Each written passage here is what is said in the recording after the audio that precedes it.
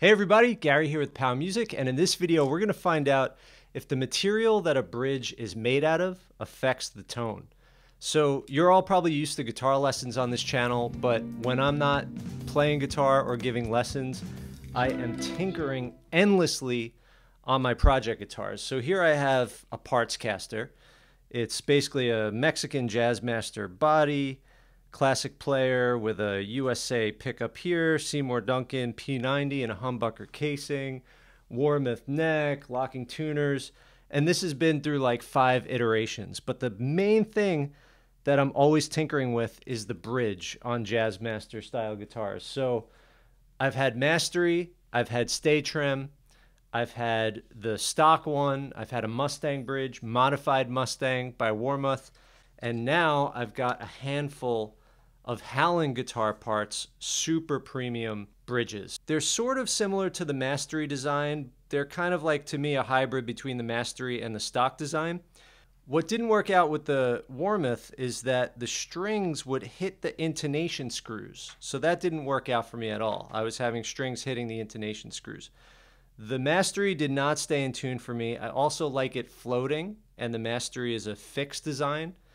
The Stay Trem, because of the break angle on my guitar, the string was hitting the back of the bridge. So Halon Guitar Parts has solved this by creating grooves for the strings to pass through and giving you the option of having a fixed design or a floating design. So you could switch out the posts depending on which you prefer. But anyway, the great thing with Halon is they give you all sorts of options. Do you want brass? Do you want aluminum? Do you want steel? Do you want phosphor bronze? Do you want titanium? They have all different kinds of options. So I opted for 4 different options in kind of like a partnership with Harris from Halon. I said, look, let me document my review. I'll purchase 1 or 2 and you could send me 3 or 4. How about that? So that's exactly what's going on here. And the unique opportunity here is that the design is exactly the same. The only variable here in these samples is going to be the material itself. And I've set up each one so it's exactly the same height and all that's the same. I'm using the same strings on the guitar. I'm not touching my amp settings. I've got my tone and my volume all the way open. So everything's going to be exactly the same. And I'm going to try to play the exact same samples. So there's really 2 variables. One is slight variations in my playing, pressure of the pick, that kind of thing. So that's just kind of unavoidable. I'm not a robot. And the second thing is going to be just the material itself. Now, what we have here is one that's completely steel. Steel saddles, steel bass. Posts are also steel. Then we have one that's aluminum with phosphor bronze saddles. Then we have one that's all brass, brass bass, brass saddles. And then I'm also going to compare the Warmoth modified Mustang bridge, which is just your typical kind of chrome-plated metal, generic metal, die cast, I think they call it. It's just kind of your generic hardware material. As far as weight goes, I could tell that the modified Mustang is about the same weight as the aluminum. The aluminum with the phosphor bronze is very light, and the brass and steel are about the same weight. The brass might be slightly heavier because right now they feel about the same, but the steel has the posts on it, but they're kind of in the same category weight-wise, I would say. All right, now I'm actually making this intro after I've done the tests, after I've actually lined up all the audio, and I gotta say, I'm pretty surprised by the results. I'm not gonna tell you why I'm surprised. We're gonna do a blind test. One of these is A, one is B, one of these is C, one of these is D. And there's a few different playing examples. For all the clean tones, I just use the neck pickup. For me, the neck pickup is where I get my best clean. I feel like it's richer, there's more harmonics, it's a little more complex of a sound. So I figured if there were any differences in the neck, those would also be reflected in the bridge. But I did do a bridge sample with some overdrive. So we've got overdrive with the bridge, and then we've got a bunch of clean samples. For my amp, I'm using a Supro Delta King 10-watt tube amp. All the tones are at 12 o'clock. I've got a little bit of reverb, maybe like 20% on the knob. And otherwise everything is just at 12 o'clock. I'm going into a Zoom H6 handy recorder. So just straight from that microphone into the Zoom H6, and that's it. So now after this demo, I have to decide which one of these is going to live on the Jazzmaster. Is it going to be the brass, the steel, the phosphor bronze with the aluminum, or some other combination? Steel saddles, brass plate, brass saddles, steel plate, aluminum with steel. Now, being I have this different combination of saddles and basses, I could potentially make 10 different comparisons, but I think the best thing to do here is just first see, is there a difference, right?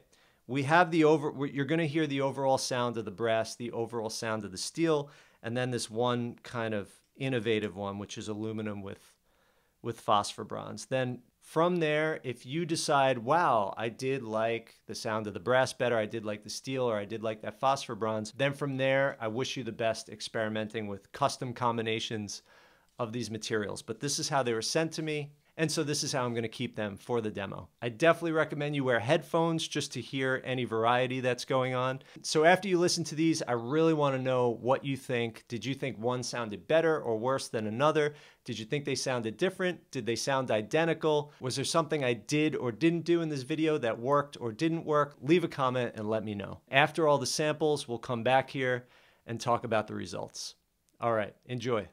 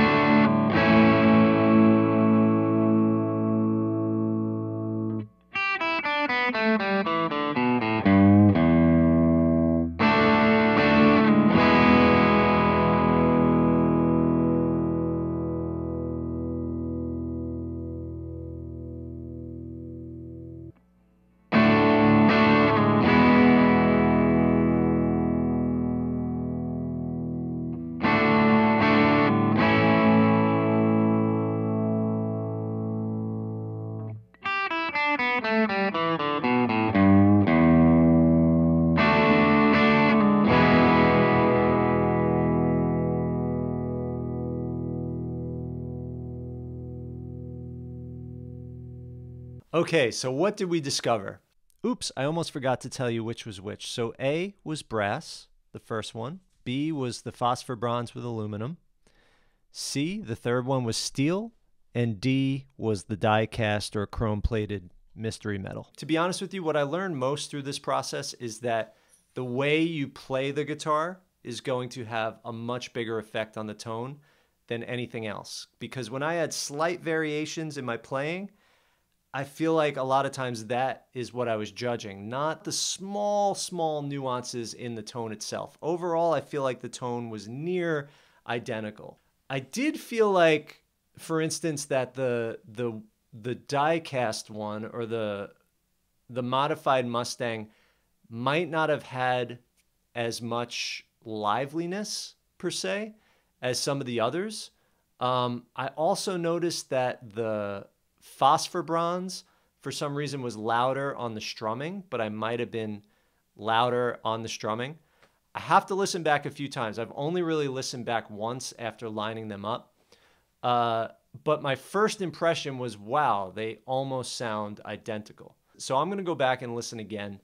And I have to come to the overall decision, which one of these do I want to keep the most?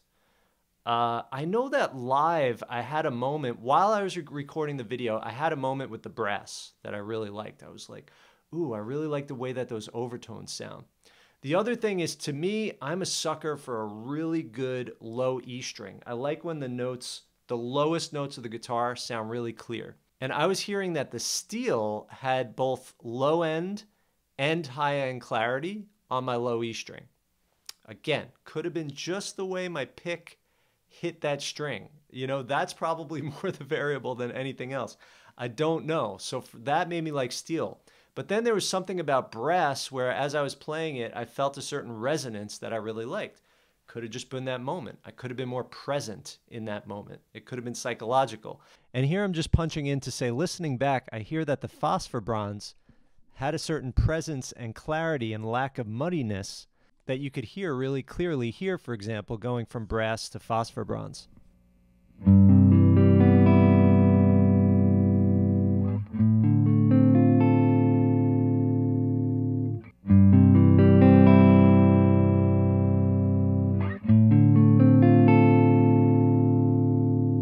So I'm going to listen back a few more times, but I really want to know what you think. I'm sorry that I don't have much of an opinion. To be honest, my main opinion is, wow, I expected more of a difference. Does that mean that purchasing a premium, although very fairly priced bridge is not worth it over a stock one? Absolutely not. Because like I said, being able to stay in tune and not deal with any rattles or things like that is priceless, right? So like I said, this checked the boxes for that, and that alone makes it worth it for me. The difference in tone between this and the Warmoth modified Mustang bridge, off the bat, I'm going to say not that much. But then there's also other factors, right? Like another factor is that my Jazzmaster has 250K pots. So that means my maximum treble, aka clarity, is not as high as someone who has 500K or 1 meg pots. You might notice some things in the high end that I wasn't able to access because I have 250K pots, which only allows my tone to go so high.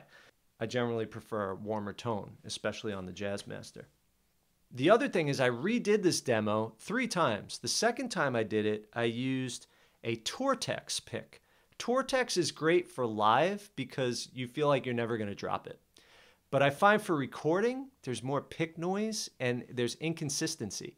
So I noticed that depending on which side of the pick I was playing with, altered the tone more than any of these bridges altered the tone. So I redid it with a prime tone, a Dunlop prime tone, which has really nice beveling. And that's a heavy pick. I used that for the single note lines. And then for anything strumming, I used a medium Fender celluloid. Celluloid has a very nice sound. It's also more slippery than the Tortex, so it glides off the string better. So picks, big variable.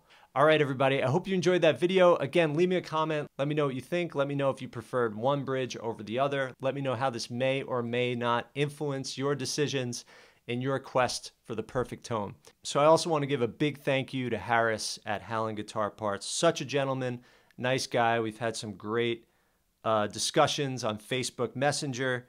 He's just truly all about his craft and wanting to create the best product possible. So I'll put a link to his website in the description. I think he's got hardware for Strats, Jazzmasters, Telecasters, all sorts of aftermarket stuff like that. All right, everybody, happy playing, and I'll see you next time. Thanks for watching this video on Power Music. Don't forget to like, subscribe, and comment down in the description. I hope you had a great rest of the day. Bye!